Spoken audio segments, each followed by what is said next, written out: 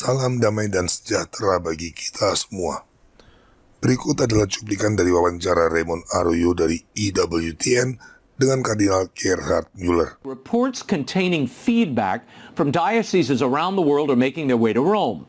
To consider the agenda of this 2-year synodal process and where it might lead, I'm joined by theologian and former head of the Vatican's doctrinal office, Cardinal Gerhard Müller. Your Eminence, thank you for being here. What a pleasure to see you again. Thank you, and nice to have you on set. The last 2 years, the Church has been polling Catholics all over the world, and non-Catholics, we might add, about their desires in the Church and from the Church. Now these national reports have been sent to Rome. Internationally, an average of 1 to 10% of baptized Catholics have really taken part in these synodal discussion groups. For such a small representative group, do these national surveys mean very much? Do they actually reflect what Catholics are most concerned about? I think the approach is wrong. We have not desires towards God, but God has desires to us, and we have to listen to the word of God and then to put it in the practice. And I think that is a form of plebiscite in the Catholic Church. Is against Dei Verbum, the dogmatical constitution of the Vatican Council, that the Church is listening to the word of God. That is more important than this collection of so much things. We have nothing to do with our life today. Yeah, these reports are, the concerns of these reports are curious. In U.S., England, Ireland, France, and others, they cite the need for a more welcoming Church, Your Eminence. In particular, the synthesis identifies the LGBTQ plus community, the divorced Catholics, women in the Church. They desire more control, power, presence, representation. Regarding the LGBT community, the U.S. report states the following. I'll put this up for you. The hope for a welcoming Church expressed itself clearly with the desire to accompany with authenticity LGBTQ plus persons and their families.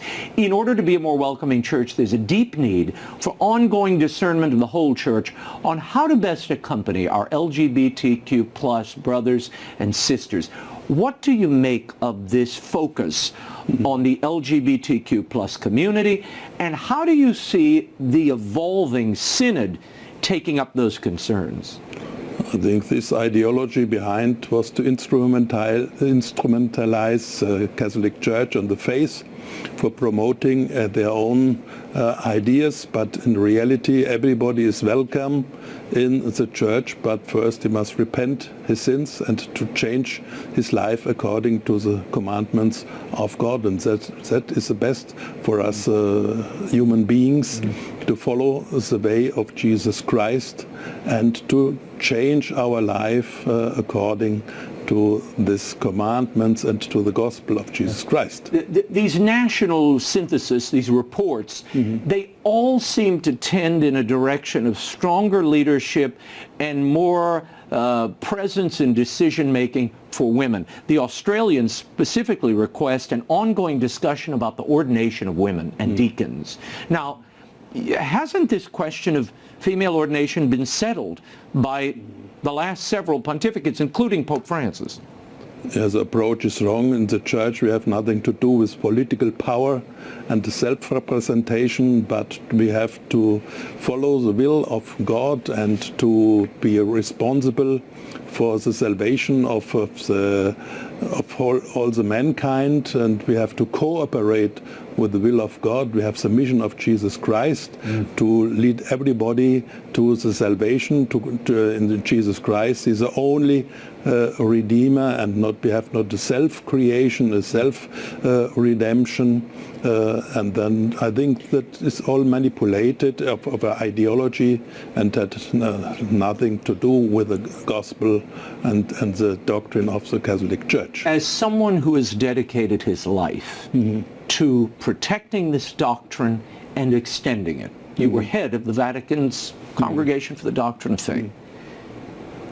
What must you think as you watch a a system being created where all of that doctrine seems to be up for grabs, Your Eminence, where anyone can, by a popular vote, we can toss out or pull in doctrines of the moment, because that is given more weight than the time-tested eternal doctrines that the Church has embraced and championed since the time of Christ. The basis of the Church is the Word of God, is a revelation, and not our strange reflections about this and these things. This is a system of self-revelation, and the occupation of the Catholic Church is a hostile takeover of the Church of Jesus Christ, which is a column of the truth, of the revealed truth. And if you look only one page or read one page of the Gospel of the Gospels, for the Gospels of the letters of the Apostles, you see that it's nothing to do with Jesus Christ, with the triune God, and they think the doctrine is only like a program of a political party who can change it according to their voters. Wawancara ini sangat menghebohkan dan mengguncang banyak orang karena dianggap sebagai konfirmasi atau dukungan pada kaum tradisionalis. Kardinal Gerhard Müller sebenarnya adalah seorang pendukung Konsili Vatikan kedua yang sangat loyal. Dia adalah mantan prefek Kongregasi Doktrin Iman atau CDF di bawah Paus Benediktus XVI. Sama seperti Paus Benediktus XVI, pandangannya mengacu pada hermeneutic of continuity yang menganggap Konsili Vatikan kedua dapat ditafsirkan sejalan dengan iman Katolik tradisional. Maka pernyataannya bahwa melalui sinode tentang sinodalitas telah terjadi penjajahan dan kudeta terhadap Gereja Kristus secara tidak langsung menjadi pengakuan atas kekeliruan hermeneutic of continuity yang diyakininya selama ini. Sinode sesat yang sekarang sedang berjalan terbukti telah mengubah karakter gereja menjadi sinodal atau demokratis. Dan itu jelas berlawanan dengan sifat Gereja Kristus yang diwariskan oleh para rasul. Ini juga dikonfirmasi oleh Uskup Athanasius Schneider dalam wawancaranya dengan Raymond Arroyo. Now you're welcoming in people who are not baptized, not catechized. Anybody can come in, and not only are they welcome to come into the church, they're now being welcomed to opine and suggest changes to doctrine. Yes? This is completely contrary to the entire history of the church and to the nature of the church. I repeat, Jesus Christ did not say to the apostles, go and listen to the pagans, to the Gnostics, to the Buddhists, and this is a perversion of the nature of the Catholic Church. And we have to reject such things. Kalau pernyataan Uskup Athanasius Schneider, kita tidak terkejut, karena sudah lama dia mengkritik berbagai kekeliruan yang ada dalam dokumen Konsili Vatikan kedua. Namun pernyataan Kardinal Gerhard Müller menjadi sangat istimewa, karena sesungguhnya dia adalah pendukung setia Konsili Vatikan kedua yang selama puluhan tahun meyakini Konsili Vatikan kedua sejalan dengan seluruh ajaran Gereja Katolik. Sekarang, sebagai seorang kardinal dan mantan prefek CDF yang memahami dengan baik ajaran iman Gereja Katolik, dia akhirnya dapat melihat fakta menyedihkan bahwa telah terjadi penjajahan dan kudeta terhadap Gereja Kristus. Apakah kudeta tersebut muncul tiba-tiba? Apakah itu ulah Paus Fransiskus? Tentu saja tidak. Paus Fransiskus memang ikut berperan, tetapi akar masalahnya bukan pada Paus Fransiskus. Apa yang terjadi di Gereja Katolik selama ini adalah konsekuensi logis dari perubahan bertahap dan sistematis selama puluhan tahun setelah Konsili Vatikan kedua diterapkan. Sinode tentang sinodalitas yang terbukti begitu merusak sehingga berhasil menyadarkan Kardinal Gerhard Müller dari janji palsu konsili tidak lain adalah hasil dari semangat kolegialitas yang sudah ditanamkan sejak Konsili Vatikan kedua dan berkembang selama puluhan tahun. Kolegialitas adalah salah satu dari 3 kekeliruan mendasar Konsili Vatikan kedua yang diidentifikasi oleh Monsignor Marcel Lefebvre. 2 kekeliruan lainnya adalah kebebasan beragama dan ekumenisme. Selama puluhan tahun semangat kebebasan beragama, kolegialitas, dan ekumenisme yang sesat dari Konsili Vatikan kedua terus berkembang mengubah gereja Katolik secara bertahap menjadi berbeda dari gereja Kristus yang diwariskan para rasul. Sejak awal Monsignor Lefebvre sudah menyadari bahayanya, sehingga dia memutuskan untuk menolak pembaruan konsili dan tetap setia pada ajaran tradisional gereja Katolik.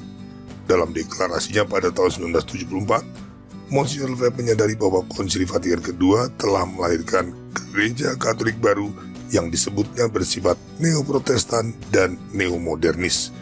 Kita sebut saja gereja baru ini sebagai gereja konsili.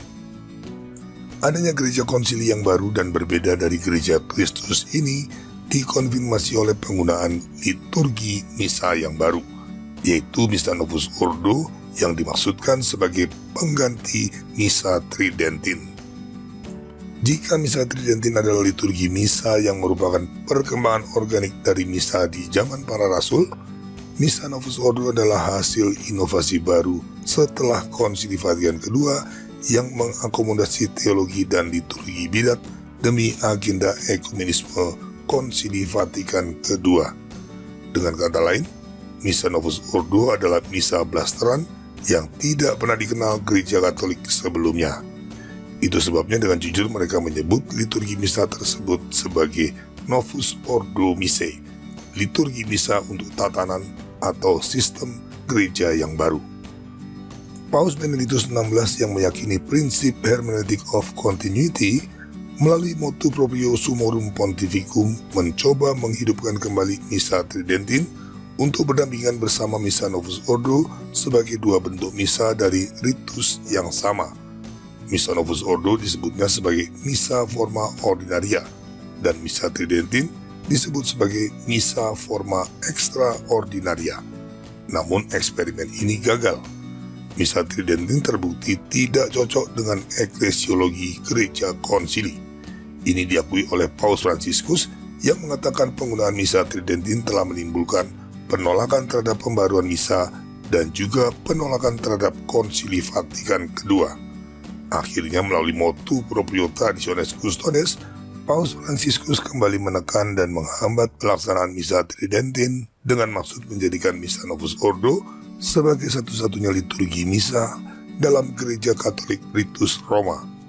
Kebijakan ini semakin dipertegas melalui ensiklik Desiderio Desideravi yang belakangan terbukti mengandung pernyataan bidat. Karena liturgi misa adalah bentuk ekspresi tertinggi dari seluruh ajaran iman gereja, maka ketidakcocokan gereja konsili dengan Misa Tridentin menunjukkan satu hal. Gereja konsili memiliki ajaran iman yang berbeda dengan iman gereja Kristus.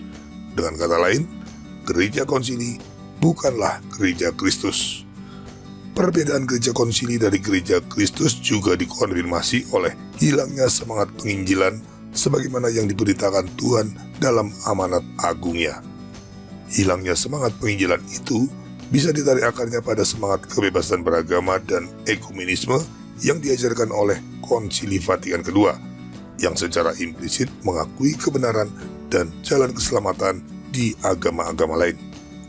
Salah satu bukti paling konkret dari hilangnya semangat penginjilan ini bisa kita lihat dari kutipan homili Paus Fransiskus dalam memperingati Minggu Misioner pada tanggal 23 Oktober tahun 2022. Para murid dikirim bukan untuk mengkristenkan orang atau proselitisme, melainkan untuk mewartakan. Orang Kristiani tidak melakukan kristenisasi. Pernyataan tersebut dikutip dari web resmi Karya Kepausan Indonesia.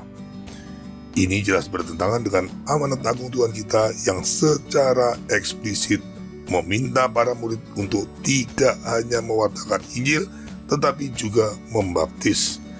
Jadi Tuhan memerintahkan gerejanya untuk mewartakan Injil dan sekaligus melakukan kristenisasi dengan membaptis semua orang.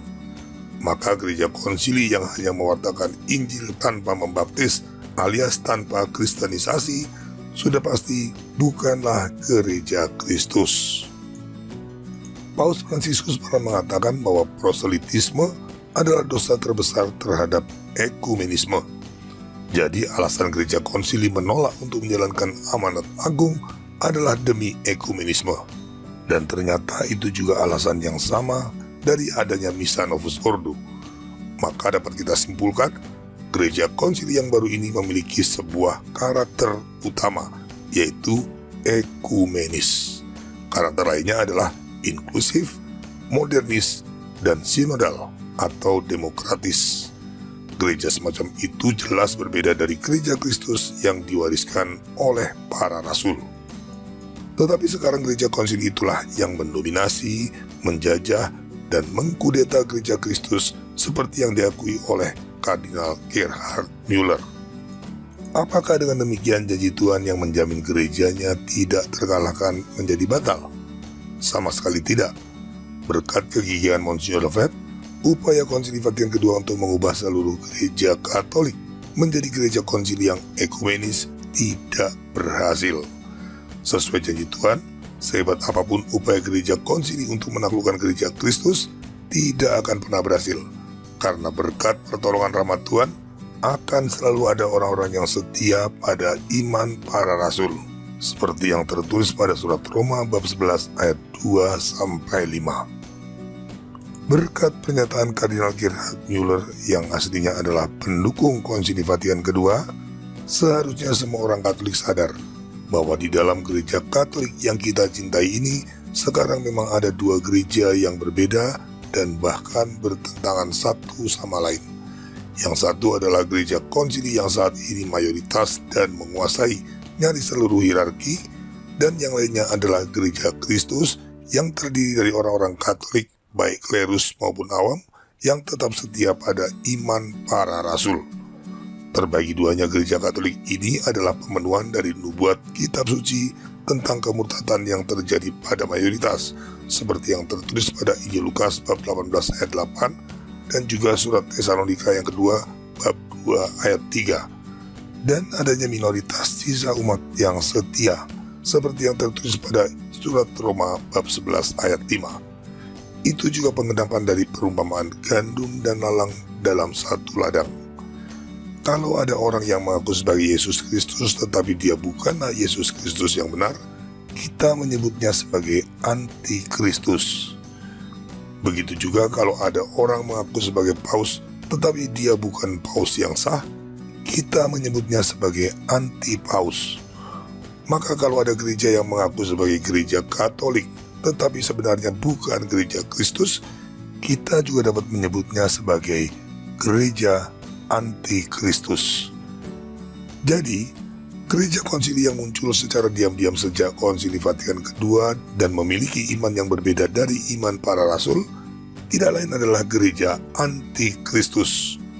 Dengan demikian, pernyataan Kardinal Gerhard Müller dalam wawancaranya dengan Raymond Arroyo adalah konfirmasi bahwa gereja antikristus saat ini sudah ada dan sedang berusaha menguasai gereja Katolik dengan menyingkirkan gereja Kristus. Celakanya, sebagian besar orang Katolik ada di dalamnya. Lalu bagaimana sikap kita? Jika kita menggunakan akal sehat, maka pilihan kita sudah pasti. Jangan menjadi bagian dari mayoritas, karena menurut nubuat kitab suci, kelompok mayoritas sudah pasti jatuh pada kemurtatan dan menjadi bagian dari gereja antikristus. Tetap berkeras menjadi bagian dari mayoritas, sementara tanda-tanda terjadinya kemurtatan seperti yang dinubuatkan kitab suci sudah begitu jelas adalah keputusan konyol dan melecehkan akal sehat. Jangan melawan apa yang sudah dinubuatkan kitab suci, tetapi keluarlah dari gereja antikristus seperti yang dinasihatkan dalam kitab Wahyu. Pergilah kamu, hai umatku, pergilah daripadanya, supaya kamu jangan mengambil bagian dalam dosa-dosanya, dan supaya kamu jangan turut ditimpa malapetakannya. Kitab Wahyu bab 18 ayat 4. Harus diingat, kita berhadapan dengan situasi luar biasa yang belum pernah ada dalam sejarah, di mana dalam satu gereja Katolik terdapat gereja Kristus yang minoritas, eksis berdampingan dengan gereja antikristus yang mayoritas, bagikan gandum dan lalang di dalam satu ladang. Maka keluar dari gereja konsili atau gereja antikristus seperti yang diperintahkan kitab suci bukan berarti keluar dari gereja Katolik. Kita tetap ada di dalam gereja Katolik, tetapi menolak semua pembaruan Konsili Vatikan kedua. Selanjutnya, demi keselamatan jiwa kita dan demi terwujudnya kerajaan Allah melalui gereja Kristus, kita memilih untuk menjadi sisa umat, yaitu orang-orang Katolik yang tetap setia pada ajaran iman para rasul. Sama seperti lalang akan dikumpulkan untuk dibakar setelah gandum berakar kuat, sama seperti Tuhan mendatangkan bencana banjir yang memusnahkan semua manusia setelah Bahtera Nuh selesai dibuat, demikian juga mereka yang bukan bagian dari sisa umat, yaitu mereka yang jatuh dalam kemurtatan dan terjerumus dalam gereja antikristus, pada waktunya akan dimusnahkan setelah sisa umat memiliki akar iman para rasul yang kokoh. Kapan itu terjadi? Tidak ada yang tahu. Lebih baik kita memilih menjadi sisa umat secepatnya selagi kita diberi kesempatan. Dan selanjutnya terus berjaga-jaga dengan membangun fondasi iman yang semakin dalam sampai dengan nafas terakhir. Orang yang bertahan sampai pada kesudahannya akan selamat. Itulah yang dikatakan Tuhan kita dalam Injil Matius bab 24 ayat 13. Terima kasih atas perhatian Anda. Viva Christo Rey.